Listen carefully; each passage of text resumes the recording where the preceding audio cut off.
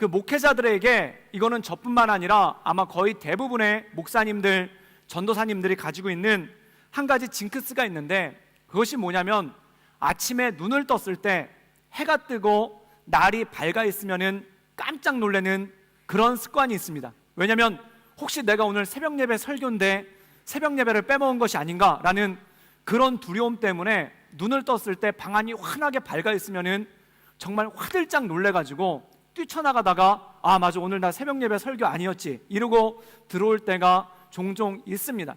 그런데 그 이유가 뭐냐면은 내가 새벽 예배 설교인데 그것을 빼먹었을 때 그 다가오는 공포감이란 정말 이루 상상할 수도 없는 그런 공포감이 다가올 때가 있죠. 물론 제가 우리 새순교회에 부임한 다음에는 한 달에 새벽 예배 설교를 3번에서 4번 정도밖에 하지 않기 때문에 이게 좀 덜 했는데, 전에 섬기던 교회에서는 한 주에만 보통 3번에서 4번씩 설교를 할 때도 있었고, 또 많이 할 때는 1년 내내 새벽 예배를 설교한 적이 있었습니다. 그래서 요즘에도 약간 이 깜짝깜짝 놀라는 게, 눈을 떴을 때 날이 환하게 밝아 있으면은 깜짝 놀라서 저도 모르게 뛰쳐나가는 그런 일들이 가끔 있을 때가 있습니다. 한 번은 이런 일이 있었죠. 그 전도사 때 제가 전임 전도사로 섬긴 지 얼마 안 됐을 때인데, 그때 새벽 예배를 매일 가서 섬겼던 적이 있었어요. 그런데 그 당시 저희 교회가 그렇게 큰 교회가 아니기 때문에 새벽 예배를 가면은 설교 준비만 해서 가는 것이 아니라 아침에 일찍 가가지고 문을 열어야 됩니다. 그리고 문을 연 다음에 마이크를 다 조정을 해서 맞춰놓고, 그 다음에 성도님들이 오실 때까지 잔잔한 BGM을 틀어놨다가 그 다음에 시간이 되면은 기타를 잡고 앞에 올라가서 찬양 인도를 하고, 그 다음에 기타를 내려놓고 설교를 한 다음에 성도님들 개인 기도를 시키고 내려와서 또 BGM을 틀어요. 그런데 중요한 게 뭐냐면 BGM을 틀어놓고도 신경을 곤두세워야 되는데, 그 당시에는 지금 같은 mp3 파일이 있었던 것이 아니라 그 CD를 돌렸는데, 이게 문제가 뭐냐면 1번부터 7번까지 트랙이 다 이렇게 잔잔한 피아노 연주곡이 나오다가 8번에 갑자기 트로트가 나와요. 그래가지고 우리 주의 성령이 이러면서 아싸아싸 이런 곡이 한번 나와요.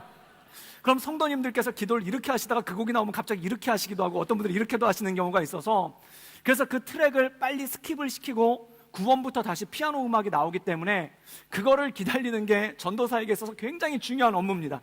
그래서 그때 졸면 안 되고 이 트랙 숫자를 세고 있다가 8번 트랙이 돼서 딴따라단따 그러면 그걸 빨리 스킵을 시켜서 성도님들이 편안한 가운데 계속 기도를 하실 수 있도록 돕는 게 이 전도사의 역할이죠. 그런데 어느 날 이 새벽 예배를 준비하려고 아침에 일찍 일어났는데 너무 일찍 일어난 거예요. 그래서 너무 일찍 일어나서 시계를 보니까 5시까지 교회에 가면 되는데 한 10분 정도 여유가 있더라고요. 그래서 그때 조금 피곤하기도 해가지고 일찍 가서 추운데 떨지 말고 잠깐 앉았다 가자. 그래서 저희 집 소파에 이렇게 살짝 앉았는데, 정말 그때 저는 눈만 잠깐 감았다가 떴는데 보니까 환해진 거예요. 시계를 봤더니 아침 7시가 넘어 있는 겁니다. 나중에 알고 봤더니 교회 문이 열리지 않아서 성도님들께서 교회에 들어가지 못하고 교회 문 앞에서 10분 동안 기도하고 돌아가셨다는 그런 가슴 아픈 일이 있었어요. 그런데 7시가 됐는데 새벽 예배를 펑크를 낸 거예요. 그때 날이 밝아오는데 제 마음은 어두워지거든요. 그리고 한 가지 간절한 기도를 했어요. 주여 어서 오시옵소서. 주여 마라나타, 주 예수여 오시옵소서. 저로 이 위기에서 건져주십시오. 그렇게 기도를 간절히 하고, 그 다음에 아침이 밝아와서 9시가 돼가는데 저는 계속 홀쭉해지고 있죠. 교회 출근을 해야 되는 거예요. 그때 2가지 마음이 들었습니다. 그 2가지 마음은 뭐냐면은 교회를 갈까 말까, 그런 마음이. 근데 중요한 건 뭐냐면 그때 교회 안 가면은 목회 인생 끝나는 겁니다. 절대 목회 못하는 거예요. 이 목회자들한테 새벽 예배 펑크 냈을 때 잠적하고 싶은 생각이 굉장히 많이 들어요. 막 없어지고 싶고 휴거되고 싶고 주님의 나라로 엘리야처럼 들림을 받고 싶은 그러한 일이 생기는데, 주님은 야속하게도 안 그러세요. 그러면 교회에 가야 되는데 그때 정말 잠적하고 싶은 생각이 정말 간절해요. 그런데 그때 그걸 이기는 것이 참 힘듭니다. 그래서 교회 출근을 해야 되는 거예요. 또 어떤 사람들은 잠적하려고 하든지, 2번째는 원망하는 사람이 있습니다. 도대체 새벽 예배는 누가 만든 거야? 막 이러면서 새벽 예배 물러가라 막 이렇게 되는 경우가 있는데, 그때는 천부여 의지 없어서 손 들고 갑니다. 그리고 교회 출근을 해야 되는 거예요. 그래서 9시가 돼서 정말 다 죽어가는 얼굴을 하고 교회를 갔어요. 교회 갔더니 교회 문은 왜 이렇게 큰지, 그리고 정말 그때 주님을 한 번 더 기도했어요. 주여 오시옵소서. 지금이라도 늦지 않았습니다. 그리고 교회 갔더니 아무도 안 왔죠. 그래서 사무실에 혼자 죄인처럼 이렇게 앉아있는데 갑자기 문이 벌컥 열리면서 담임 목사님이 들어오신 거예요. 그때 이 담임 목사님 검은 양복을 입고 들어오시는데 마치 저승사자를 연상시키는 것 같은 그 공포감에 진짜 얼굴이 말라가는 거예요. 근데 이 담임 목사님께서 오시더니 제 어깨를 두들리시면서 한 말씀 하셨어요. 그게 뭐냐면 오늘 새벽 예배 펑크냈다며 이렇게 딱 물으시는 거예요. 그래서 다 죽어가는 목소리로 네 그랬더니 괜찮아 나도 전도사 때 많이 펑크냈어 다음부터 그러지 마 그러면서 본인 방으로 들어가시는 거예요. 그때 그 구원받은 해방감, 담임 목사님이 나를 용서했으니 누가 나를 정죄하리요 라는 그 담대함이 마음 가운데 오는 거예요. 그 다음부터 몰려오는 이 자유감, 그 다음에 소망, 그 다음에 하나님 나라에 대한 확신, 이게 제가 그때 깨달았어요. 용서받은 자의 기쁨이 바로 이것이구나. 그런데 저희 담임 목사님께서 저를 용서하기 전에 대가를 치르셨더라고요. 그게 뭐냐면 문 앞에서 10분 동안 기다리다가 돌아가신 그 성도님들한테 일일이 다 전화를 걸어가지고 이분이 다 사과를 하신 거예요. 그 희생의 대가를 치르고 저를 용서를 해주신 거예요. 그러고 난 다음에 저보고 아 전도사님 새벽 예배 왜 안 나왔어요? 이렇게 얘기하시는 분이 한 분도 없었습니다. 그래서 제가 그때 구속 곧 자유함이란 이것이다라는 것을 굉장히 마음 깊이 깨달았었죠. 근데 오늘 말씀 가운데 보면은 이 말씀의 내용이 바로 이것이라는 것입니다. 사도 바울이 뭐라고 얘기하냐면은 하나님이 우리를 위하시면 누가 우리를 대적하겠는가?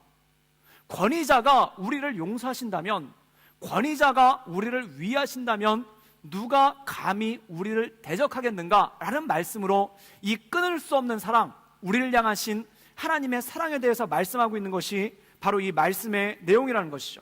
우리 로마서 8장 32절에서 33절까지의 말씀을 다 같이 읽도록 하겠습니다. 우리 다 같이 읽겠습니다. 자기 아들을 아끼지 아니하시고 우리 모든 사람을 위하여 내주신 이가 어찌 그 아들과 함께 모든 것을 우리에게 주시지 아니하겠느냐? 누가 능히 하나님께서 택하신 자들을 고발하리요? 의롭다 하신 이는 하나님이심이. 오늘 말씀에 보면은 사도 바울이 하나님과 우리의 관계에 대해서 이렇게 얘기하고 있습니다. 하나님이 우리를 어떻게 생각하시는가? 그리고 하나님께서 우리를 생각하시는 것이 우리의 삶 가운데 어떠한 영향을 미치는가에 대해서 얘기하고 있죠. 31절에 보면 이런 말씀이 나옵니다. 하나님이 우리를 위하시면 누가 우리를 대적하리요? 그 다음에 33절엔 이렇게 말씀하십니다. 하나님께서 택하신 자들을 누가 고발하리요? 그리고 33절 후반절과 34절에는 뭐라고 말씀하시냐면은 의롭다 하신 이는 하나님이시니 누가 정죄하리요? 라고 이렇게 말씀하고 있는 거예요. 즉 다시 말해서 하나님이 우리를 위하시는데 누가 우리를 대적하고, 하나님이 우리를 위하시는데 누가 우리를 고발하고, 하나님이 우리를 위하시는데 누가 우리를 정죄하겠는가? 라는 말씀이 이 말씀 가운데 나온다는 것이죠. 즉 하나님께서는 우리의 후견인이 되시고 우리를 돌봐주시는 백그라운드가 되신다는 게 바로 사도 바울의 고백이라는 것입니다. 우리가 얼마 전 지난달에 생명의 삶을 묵상하다가 사무엘상을 묵상했죠.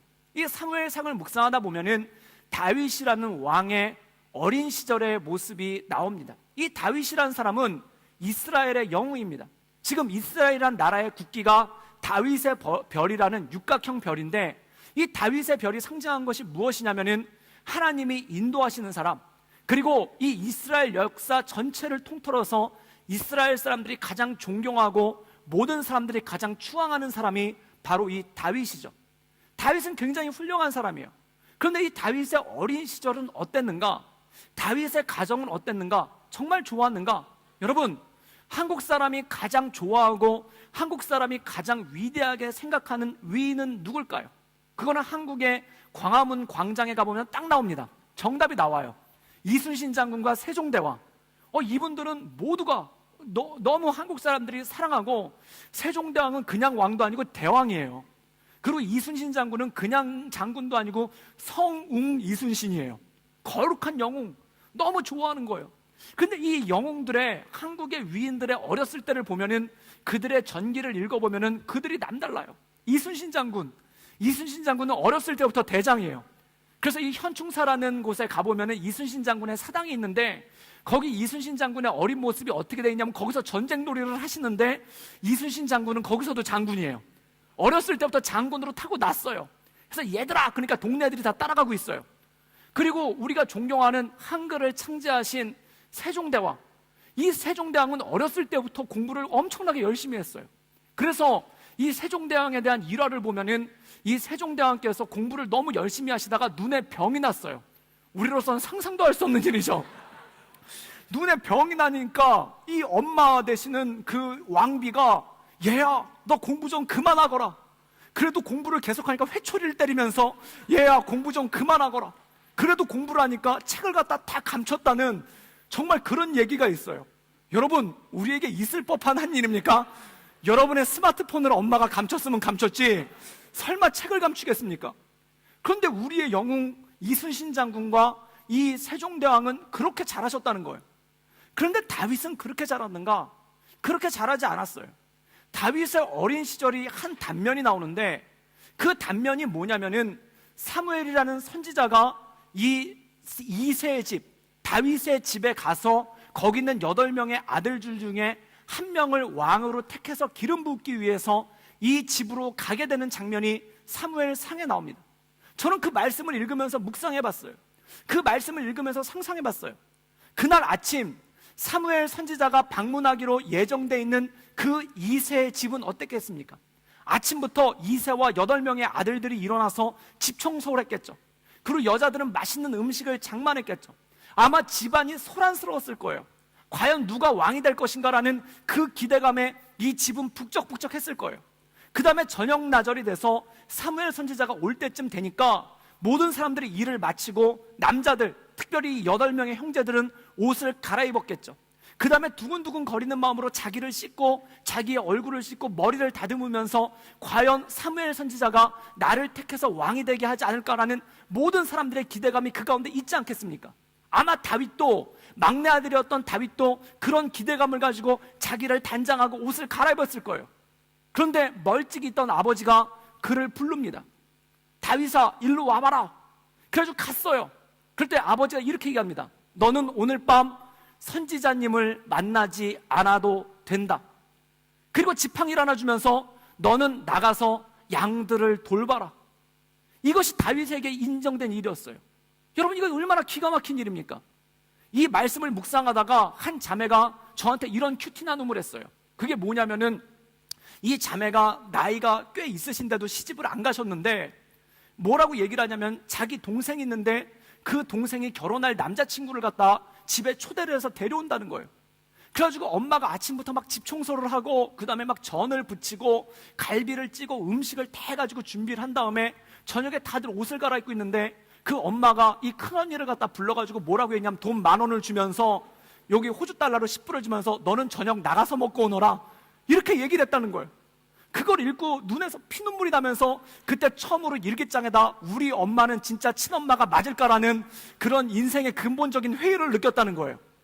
여러분, 정말 그럴 거예요. 만약에 여러분들 부모님이 여러분에게 그랬다면 여러분들 마음 가운데 삐뚤어지고 싶다라는 이런 생각이 막 들지 않겠습니까? 막 살고 싶다라는 그런 유혹이 막 오지 않겠습니까?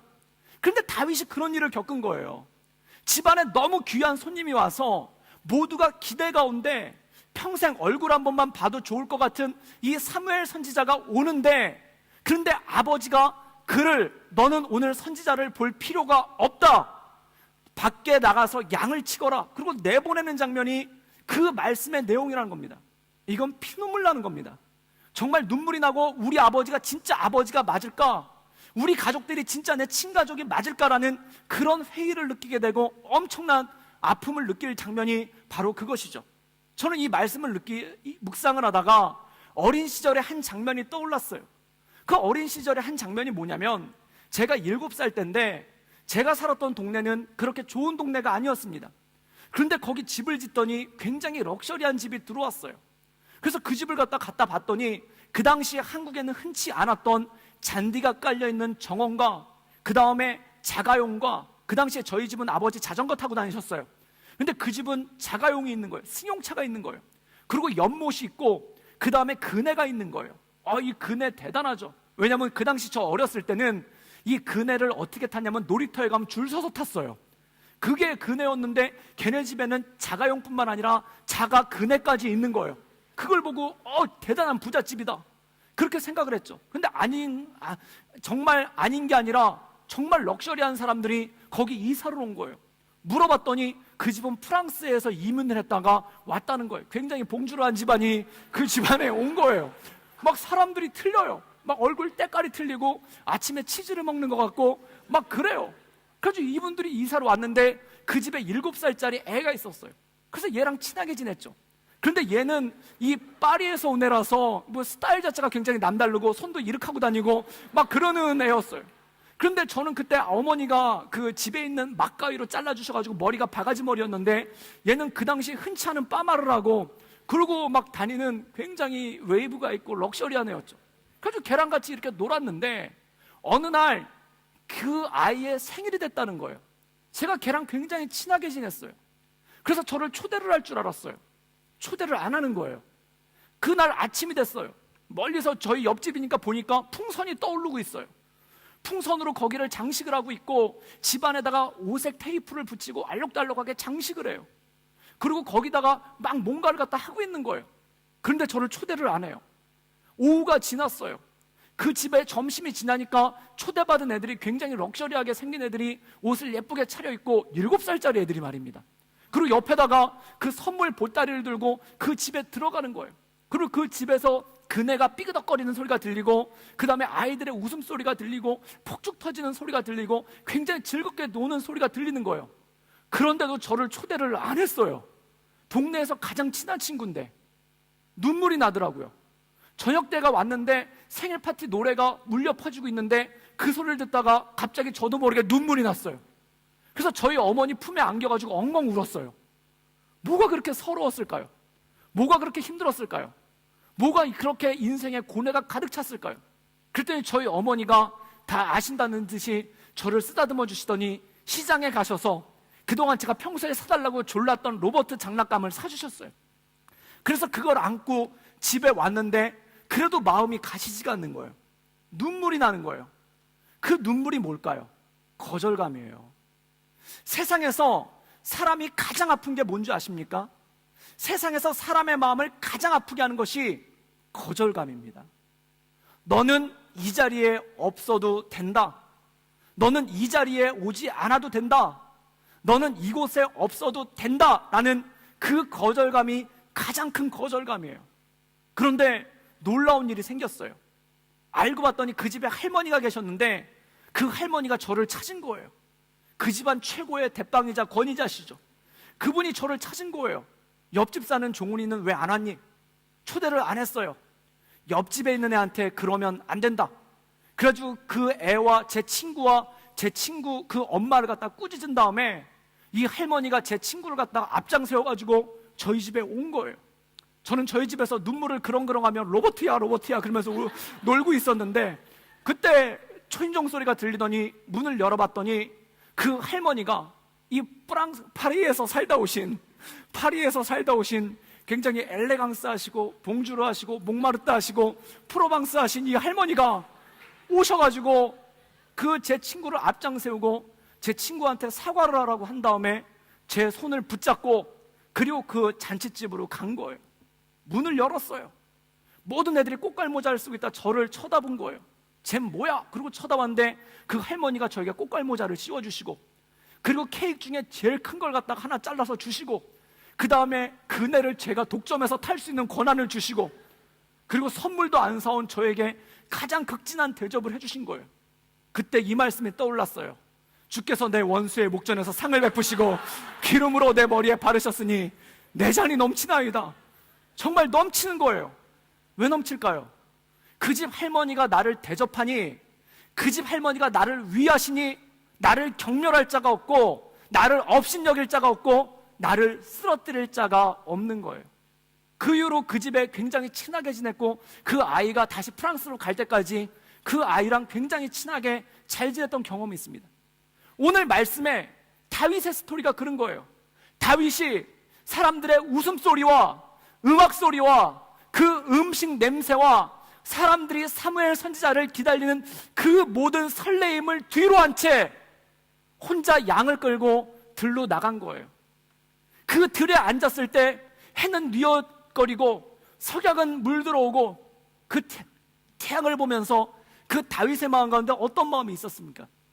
왜 이렇게 바람은 처량한지, 왜 이렇게 별빛은 슬픈지, 왜 이렇게 양들의 울음소리는 내 마음을 저미는지, 봐도 바른 것 같지가 않고 먹어도 먹는 것 같지가 않고 인생이 뭔가 떠나같은 그런 느낌을 받는 거예요.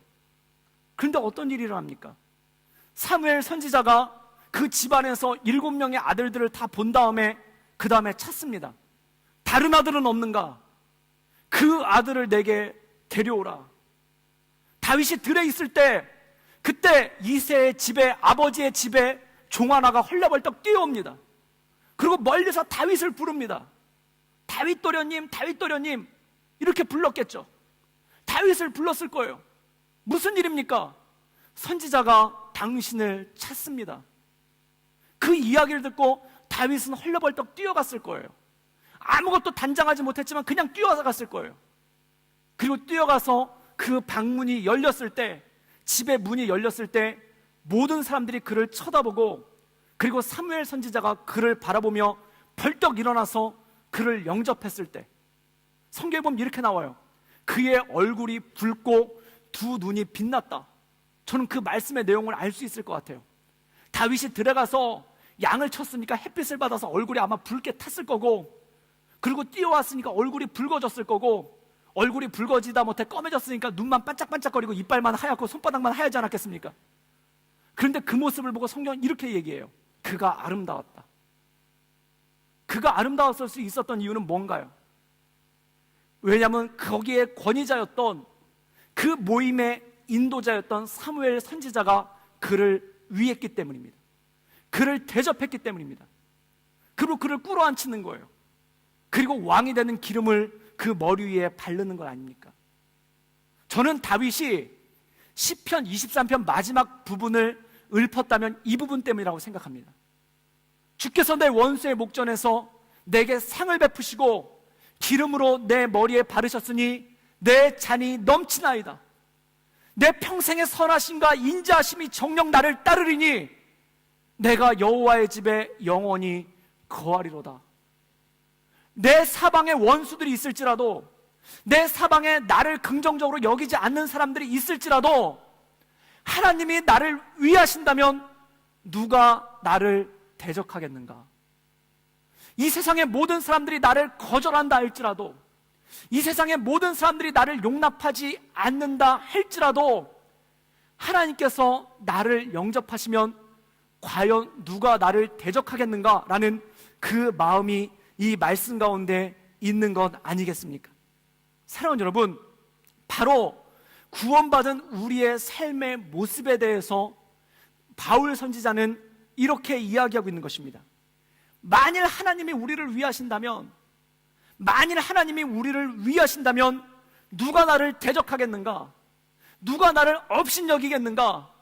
누가 나를 경멸하겠는가? 라는 말씀이 이 말씀의 내용이 아닙니까? 다윗은요, 자기의 이런 심경을 시편에는 이렇게 기록하고 있어요. 시편 27편 10절에 보면 이런 말씀이 나옵니다. 내 부모는 나를 버렸으나 여호와는 나를 영접하시리라. 여러분, 아버지조차도 그를 부끄러워했어요. 아버지조차도 그를 인정하지 않았어요. 그래서 그 왕이 되는 자리에 내보내는 거예요. 그런데 다윗은 그것에 대해서 이렇게 얘기를 합니다. 우리 아버지는 비록 나를 부끄러워했지만, 나의 형제들은 비록 나를 인정하지 않았지만 하나님께서 나를 영접하시고 하나님께서 나를 위한다면 내게 어떤 부족함이 있겠는가? 여러분, 우리가 당하면서 사는 염려 중에, 우리가 당하면서 사는 고통 중에, 우리가 당하면서 사는 상처 중에 가장 큰 것이 뭔지 아십니까? 거절감입니다. 거절받는 그 거절감. 나는 얘를 좋아하는데 얘는 날 안 좋아해요. 이거 되게 슬픕니다. 더 최악은 뭔지 아십니까? 내가 싫어하는 애가 나 좋대요. 이러면 힘든 거예요. 이 물고 물리는 관계, 인간관계라는 게 그래요. 그래서 사람은 모두에게 상처를 받는 동시에 모두에게 상처를 주는 존재가 바로 사람입니다. 사랑받았으면 좋겠어요. 그런데 그가 나를 거절해요. 그와 좋은 관계가 됐으면 좋겠어요. 그러나 나를 거절해요. 여러분, 다윗은 자기 아버지에게도 거절당했어요. 자기 형제들한테도 거절당했어요. 가족조차도 나를 거절했으면 과연 누가 나를 받아주겠습니까? 거기서 그는 외친다는 것입니다. 그러나 하나님은 나를 받아주실 것이다. 여러분, 가장 슬플 때가 언젠가요? 아우팅 가는데, 순모임 끝나고 예배 끝나고 아우팅 가는데 날 안 불러요. 갑자기 지들끼리 수근수근 하다가 내가 나타나니까 다 조용히 하고 있어요. 어디가? 그랬더니 집에 가. 다들 그래요. 진짜? 그랬더니 진짜 그래요. 그래서 혹시나 해서 CT 한번 나가봤더니 지들끼리 몰려다니고 있어요. 그러면 얼마나 가슴이 아픈가요? 여러분, 사람은 별것 때문에 죽고 싶지 않아요. 그런 것 때문에 죽고 싶어요. 그런 것 때문에 내가 쓸모없다고 느껴지고, 그런 것 때문에 내가 막 그 좌절을 느껴요. 그게 거절감입니다. 때로 살다 보면은 이렇게 거절할 때가 있어요. 학교가 나를 거절해요. 나는 학교를 사랑하는 마음으로 당신을 사랑합니다. 그래서 편지를 보냈어요. 어드미션을 했어요. 근데 편지에서는 리젝을 해요. 학교에서는 리젝을 해요. 가슴이 아파요.